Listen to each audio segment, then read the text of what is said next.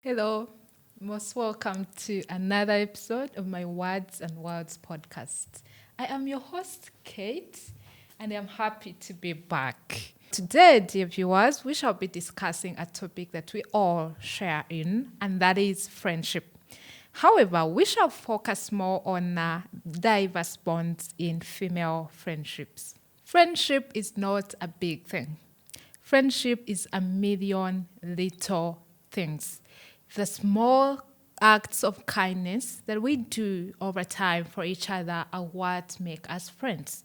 And also, friends are our greatest gift from the universe, just after our family. Now, dear viewers, joining me today on this set is Sheila Pala Zawede. How are you, Sheila? I'm very well. Thank you for having me. I'm humbled to host you on this podcast. As I have said, we are discussing friendship today, and I would like to know your general view about friendship. Thank you very much. Again, speaking about how humbled I am to be here, I feel like I'm here because I have many friends, which means I'm the most friendly person. Oh, yeah, you are very friendly, very energetic, and you easily fit in spaces. Yeah. Yes, Yeah. and that's something we could use.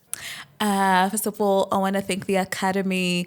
I want to thank my mom. I want to thank God. I want to thank my family. Jokes aside, what is friendship? Friendship for me is the foundation of any relationship, really. Friendship is trust. Friendship is protection. Friendship is feeling loved and cared for, feeling seen and heard, feeling safe around these people because they are like your tribe. So even when it comes to family, we take it for granted that they should know us, they should love us, they should. But sometimes it is very much possible for you to be in a family where you feel like you don't belong because you're not friends. They don't take time to understand you. It is taken for granted that they must relate with you because your family. Again, we are taught family comes first, so we easily take it for granted. Even in relationships, when there's no friendship, there's going to be a man should, a woman should, a woman should. So it's going to be as if you're acting, and I don't see beautiful foundation for a family if there's no friendship as well. And also when you say friendship is not one thing, but a million little things, I reflect on that movie, and I feel like if anyone has watched that series, that is what friendship is to me. Mm-hmm. I can't agree more with what she's saying. But you mentioned something to do with friendship being the foundation of every relationship. Yes. So that means for a relationship to be, there has to be friendship. Absolutely. You also mentioned that for partnerships to be marriage and all the other relationships, you have to be a friend. I have seen not once or twice, but a little bit more often, people say, marry your friend.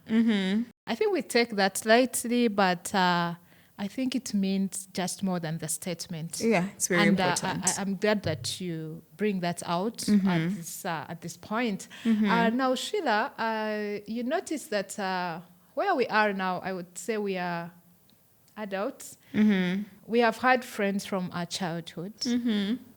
We have made friends like yesterday. Now, I could have met someone yesterday. Then I have friends I met midway school, campus, and all that. So there's a mix of old, new adulthood and childhood friends. So what do you think forms the basis of any of those? Or how are we able to keep a balance in between the adult friends, the childhood ones, those that we are yet to meet and those we have met? Thank you very much. I'll just start it from where do we make our friends? It's in the neighborhood that we grew up in.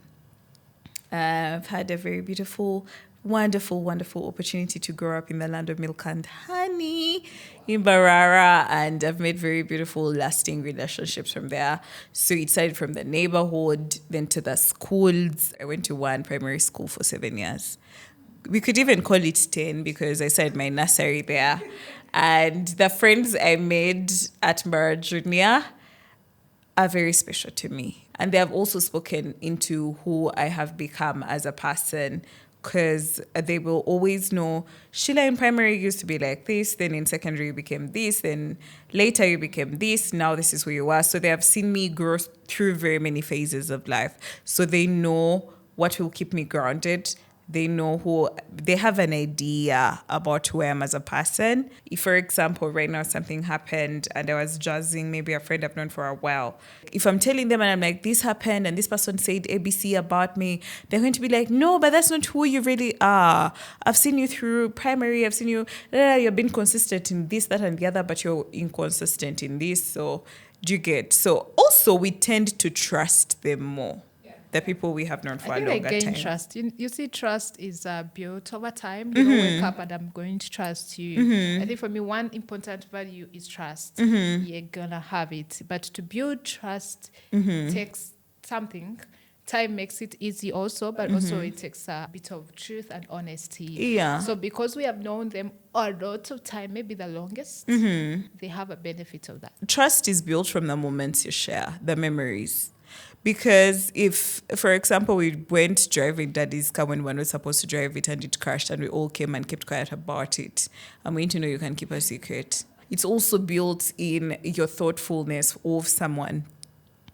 I trust you because you will know when I'm hurting. I trust you because you will know when I'm going through life and when I need a minute. So old friendships help you stay grounded. New friendships, however, will help you find better versions of yourself. But then also, of course, they can destroy you. A person who has met you today, when you're speaking to them, they're going to be like, when you are talking, I get intelligent, I get brilliant, So you see, people you have grown up with, they can easily take you for granted because it's like, Ogun Catherine, just to go back to the land. They'll take you for granted because they've seen you grow over time. It's like, this is our person. Like, even if you become minister and go back home, they'll be like, Kathy, you have not greeted me. I held you when you were a child, blah, blah.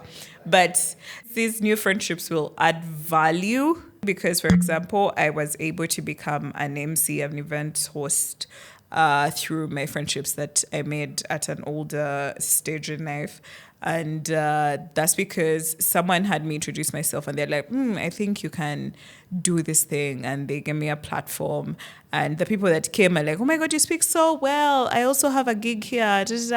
And then it grew over time. So that is what I best want to say. Adult friendships help you find better versions of yourself that you did not even know, because it's in when we share with people that they will pick on something. And also, I think it, again, going back to where you make your friends, we just need to stop having this thing of, if it's people you have met at the bar, they can't really be your friends. If it's people you have met here, because at the end of the day, you are also at the bar. So why do you think you're the only human being and other people are not human? Or saying at the workplace, you can't make friends at the workplace. If you think you're a good person and people should find you friendly and would want to relate with you, why don't you think other people are good and you can relate with them and they can understand you? So adult friendships, very beautiful. You can make friendships anywhere and it is a good thing. It will help you grow. Okay. Thank you. I pick that our adult friendships make us better versions of ourselves. I think for me, that's the most beautiful statement you have made so far. I know a lot is coming. But I also wanted to briefly share an aspect of our friends from afar. I'd like you to give us insights on how we are able to love them from afar. There are people we never talk to in a long time, by the way, but deep within me, I love them. But we don't talk as often. Like for you, I will share a space with you. We may talk on a daily or maybe go a week without talking. But when we talk, then it's like we are catching up on all those pieces. Now, for you, I would like to know, how do you feel about the concept of loving them from afar? I was actually watching something. I'm a social media person. I love to watch TikToks and stuff. And there's a lady that was talking about friendship for convenience, where for you, if you meet people physically, you have a blast there in your vicinity, they're your friends. But when they leave, it's a wrap. Like, see you when I see you. Yeah. So then you find it is quite hard to maintain friendships that are far. We can't even put it in a context of a relationship. You will date somebody, but as soon as they leave the country, it's like until you're back, but I'm available. However, I have a very special friend that doesn't live in Kampala anymore, but we're able to talk, connect. Sometimes we'll talk and like shed tears, and I'm not a phone call person.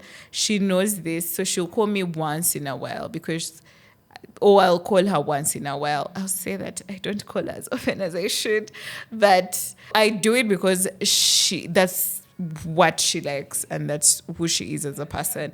Again, if you're being a friend with somebody, I feel like it shouldn't be about you filling your cup. Being friends with a person is about how you feel through them, how they make you feel about yourself. I mean to love to relate with you because you make me feel loved, because you make me feel seen. But then I should be able to give you the same platform.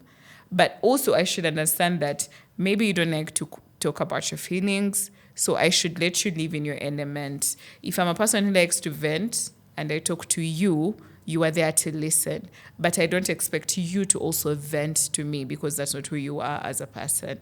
So back to your question of loving someone from afar is from a foundation of understanding. I understand who you are as a person. You are not in my vicinity, but you love a beautiful phone call that will take 3 hours. Or you love a thoughtful gift. There's times I've been here and my friend Becky will be like, oh, I put something for you on the bus. You will be receiving it in like 2 days because she knows I love being gifted or surprised. And then I'll call her randomly or she'll text me because it's very convenient for me to text. But I know that sometimes she has her days where she really wants to talk about something and I should be there to listen. So understanding who your friend is and knowing how they love to be treated and being that for them will make that distance not affect what you have with them. Personally, that's what I do with my friends who are not close. Okay, you make a good point. Loving people the way they would want to be loved. Mm-hmm. I think that takes intentionality and attention. Absolutely, yes, attention. You also mix something here, closeness and vicinity. Mm-hmm. Now, I noticed something, and honestly, I'm just speaking out loud right here. You see, the people you tend to spend a lot of time with, say your workmates, eventually turn out to be the friends you are with. Because you spend a lot of time there within you, mm-hmm. Now they become close, mm-hmm. and it's a thin line to separate. Mm-hmm. But I would request you to keep it in mind, mm-hmm. that sometimes it's not necessarily closeness, it's just vicinity. Absolutely. If you understand them, or also depending on how they make you feel. I agree. You know, there's that meme of would you be friends with your workmates? And then I think someone responded, we're friends with people who have gone through tough situations and are a tough leader. Something like that. So it's the memories, what you share sometimes. That makes the bond. Yeah. Again, if they make you feel seen, heard, and everything, you always find at least one person in a crowd. Yeah. That will be special, yeah. Everyone has someone. One for them in this world. At least we all have someone for us. And you can, if you haven't found the one, you will find them. Speaking of bonds, mm-hmm. I'd like us to dig deep into diverse bonds in female friendships. As for me, I find female friendships quite hard and a bit messy. Mm-hmm. And I don't know whether I'm the one who is not doing it well or I need a bit of enlightenment. So I'd like to know, Sheila, what do you think about female friendships? Why are they so hard? Speaking of small circles, within the big circles, you find we are 4 people. For you, you're close to this one, I'm close to this one. Mm-hmm. Then when this one is not there, they will replace me. Mm-hmm. And I'm like, what do you mean? You get it? Yeah. So help me understand, really. What are your thoughts on that? Yeah. I love female friendships, and I think I have flourished in female friendships more than male friendships because sometimes when I'm close with somebody, it doesn't matter the gender or the sex. Because I love to compliment people first off, when I see someone, male or female, I'll be like, oh my God, I think you're so cute. Or I think you smell good. Or you smell nice. Or stuff like that. I love your watch. Or I love your ring. Something like that. And for other people around this person, they'll be like, you're very flirty and that's not nice. So it's easy for any guy to misunderstand that because, again, with male friendships, there's always a thin line between genuine intentions. Genuine intentions and just liking this person for some yum yum. That's one. But female friendships, we're here together. And also I love that my friendships are diverse, like you said. I have friends that are really sweet, of like, even if I do something wrong, they'll be like, oh my God, I can't believe you did that. Then there's going to be friends that'll be like, I think you're such a B for doing that thing. You should apologize. You should, or take accountability. You should. And then there's going to be friends that are like, let's just leave it to God. And I think also one of the problems is girls love to mix friendships. I met Kathy in Rotary. I met my friend in Bara Junior. I met my friend at church in Ruhumba. I met my friend at the university. All of you must love each other because I've brought you together. But again, they are different. You have different memories. You share different things. It's when you bring them together, there's definitely going to be one person or like three that are going to be like, oh, we don't like that friend for you. And then you're conflicted. And then at the end of the day, there's like, and also, it's really, really tough when you have fights with friends. Because they know your weakness and they are really, really going to hit on that to hurt you. Tough is the wrong word. There is no comeback. The word hasn't been invented. That's because when I think about it, I break twice. My heart breaks like twice because, man, the breakups they're crazy because these people have been around you. They know what will hurt you. They have taken time. They know who you are as a person. And usually when we're fighting with people, they will look for where it will hurt the most. That's where they'll hit. And that goes to pettiness. That goes to sensitivity. As girls, we're very emotional, we're very sensitive, we're very entitled. But you don't focus on what am I giving out? What am I giving out? Because sometimes I have a very, very wonderful auntie of mine that will do coffee dates with me maybe once every 4 months. And then she will just listen. Like she will sit down and I'll talk. And then she'll be like, I think it's really beautiful that you said this that way. So I'm always looking forward to when she will call me so that we can talk. Because even the thing I think it's most wild, she will make me feel like I've been through that. It's not even as big as you think it is. Stuff like that. Or I have a person who or she will connect you to somebody who will best talk to you about what you're going through. So female friendships are hard because we're entitled, which comes with just being emotional. Because you see, when you're in a relationship, you're like, this guy should call me. He should know that he's supposed to say good morning. He should know that he's supposed to ask, have you eaten? Stuff like that. But then you find that's not who that guy is. For him, as long as he said a beautiful hello yesterday, he might as well say hello on Friday. But the love is still the same that he feels for you. So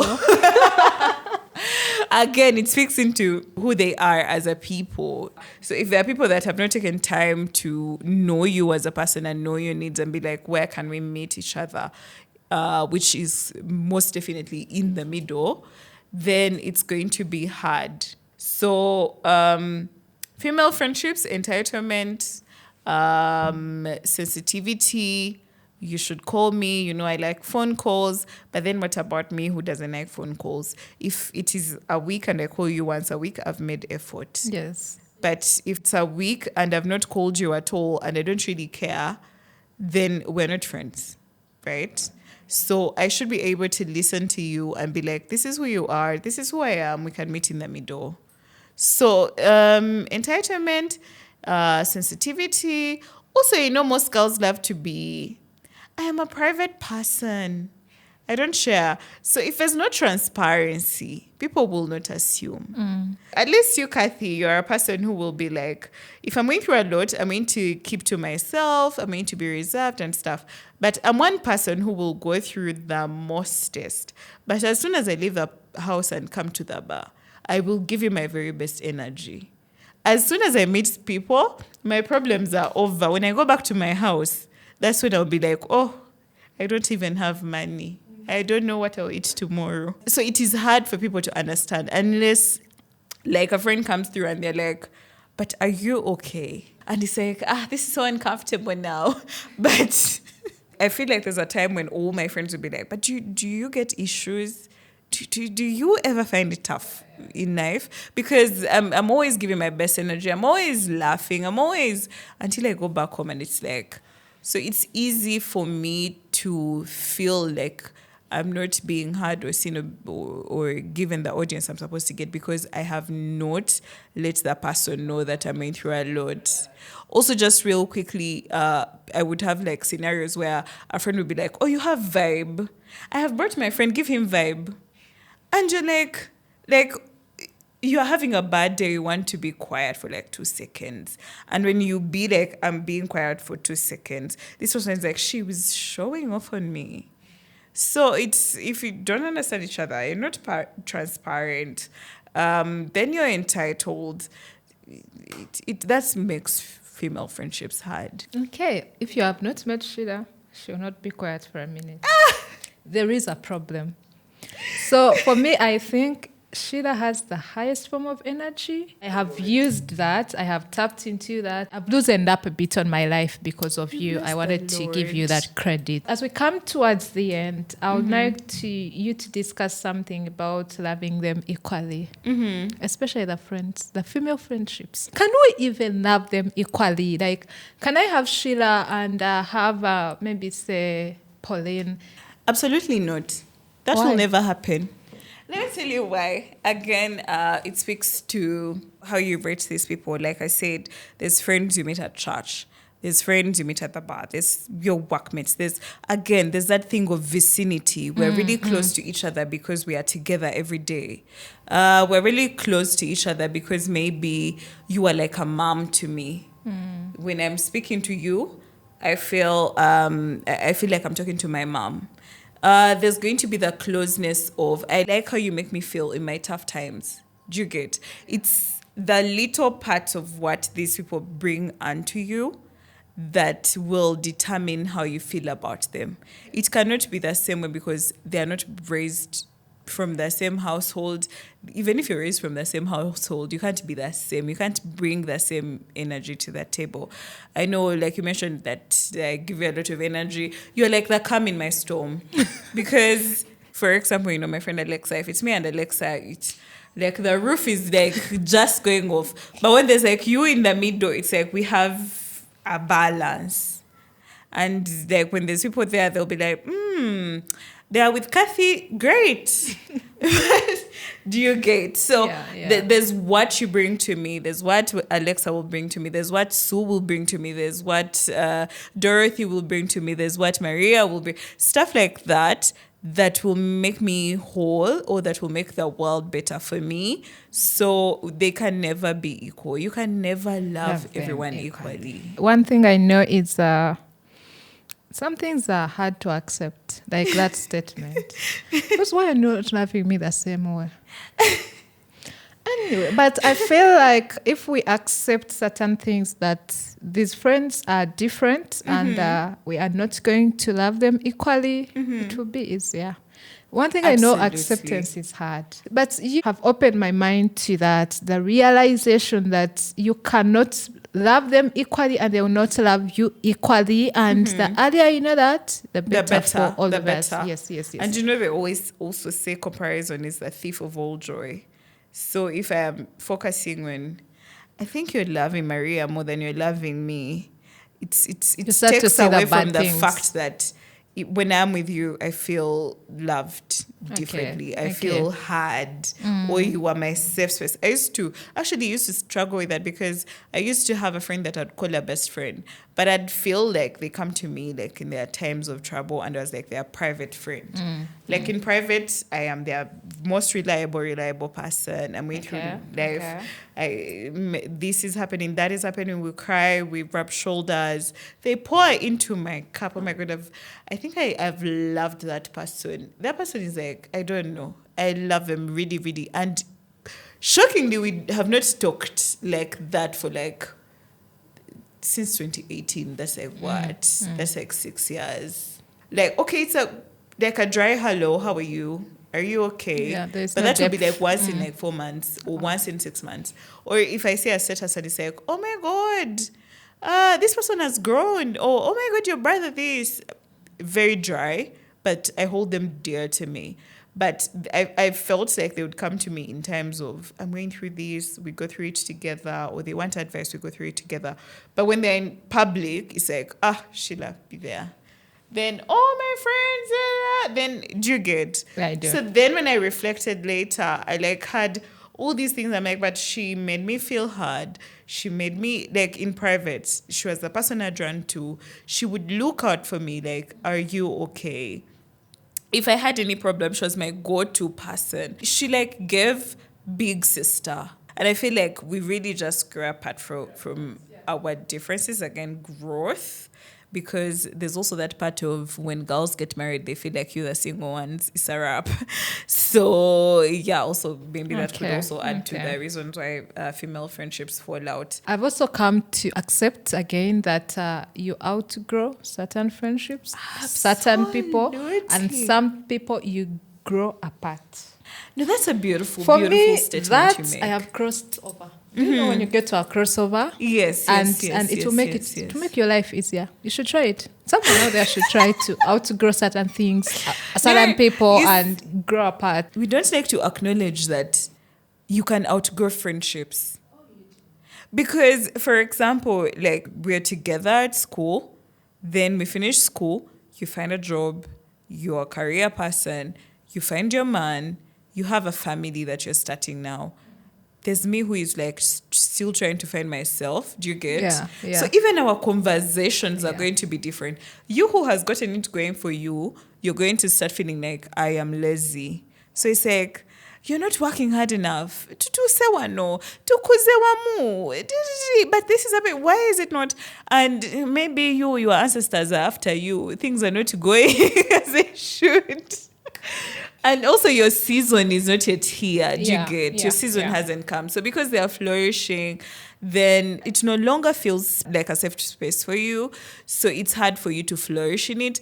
It's okay to take a step back. Like, don't force it. Don't judge them. It's their season. Thank you, Sheila. Yeah. It's been very enriching to have you on my podcast, honestly. And very much honored. I am so happy to have hosted you again. Thank you for accepting to be here with us. And thank you for sharing your heart with the viewers. I hope someone out there relates to what we are talking about, because believe me, you can't run away from friendship.